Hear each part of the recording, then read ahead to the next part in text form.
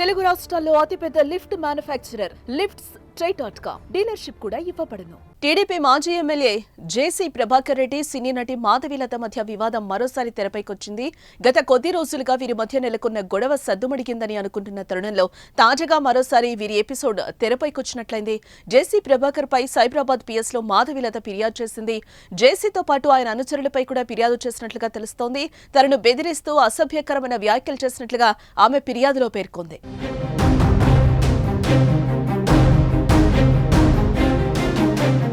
ఇకపోతే వీరి వివాదాల వార్ న్యూ ఇయర్ వేడుకల సందర్భంగా మొదలైందని చెప్పుకోవచ్చు.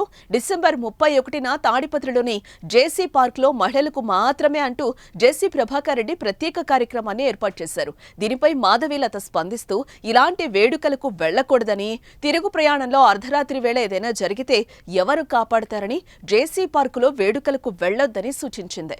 దీంతో జేసీ ఒక్కసారిగా భగ్గుమన్నారు. ఈ క్రమంలో మాధవీలత కామెంట్స్ తప్పుపడుతూ జేసీ అనుచితంగా మాట్లాడారు.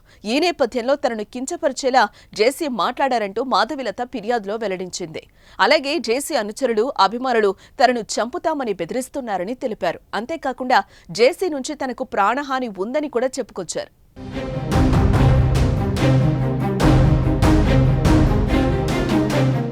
అయితే వీరి మధ్య వివాదానికి ఫుల్ స్టాప్ పెట్టేందుకు జేసీ ప్రభాకర్ రెడ్డి వెనక్కు తగ్గారు. సినీ నటి మాధవీలతకు బహిరంగ క్షమాపణలు చెప్పారు. ఆవేశంలో నోరు జారాను, టంగ్ స్లిప్ అయింది, సారీ అంటూ వ్యాఖ్యానించారు. క్షమాపణలు చెప్పిన తర్వాత కూడా మాధవి కన్నీళ్లు పెట్టుకుని ఒక వీడియో పంచుకుంది. మహిళల మాన ప్రాణ రక్షణ గురించి మాట్లాడినందుకు తనను అసభ్య పదజాలంతో దూషిస్తున్నారని వాపోయింది. మామూలుగా ఉందామని చాలా ప్రయత్నించా, కానీ నా వల్ల కావడం లేదంటూ ఆవేదన వ్యక్తం చేసింది.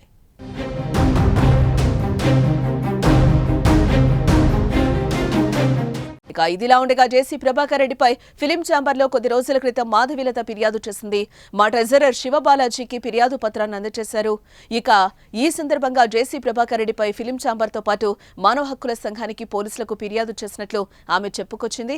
జేసీ ప్రభాకర్ రెడ్డి తన మీద చాలా దారుణంగా మాట్లాడారని, తన మీద వచ్చిన వ్యాఖ్యలపై ఇండస్ట్రీ కూడా ఖండించలేదని, అందుకే మాకు ఫిర్యాదు చేశారంటూ ఆవేదన వ్యక్తం చేసింది.